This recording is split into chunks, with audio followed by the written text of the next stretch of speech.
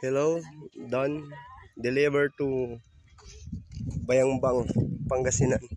Ito po yung kubo, 6x12, one room, sliding window. May patungan siya na semento, pre na po yan. Ito po yung bahay kubo.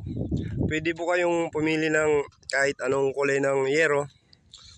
Depende sa gusto nyo. Ito po siya. Kakabarnis lang kaya basa po.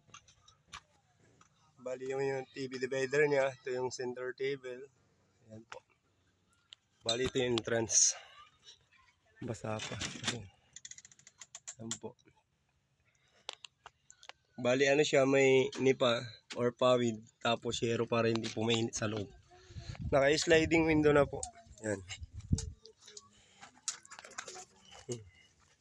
Bali yun po yung ginagawa nilang CR ni Madam. Ito po yung likod.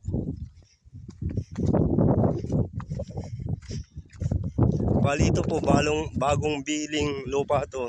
Pinatayan po ng kubo para yung senpil ko mura yung babayaran daw. Yan, yun po yung room. Ang ganda. Yun po yung pulong-pulong natin. Po si Lola, sila po yung titira dito. Yun po ba? Yun po yung babakudan po ng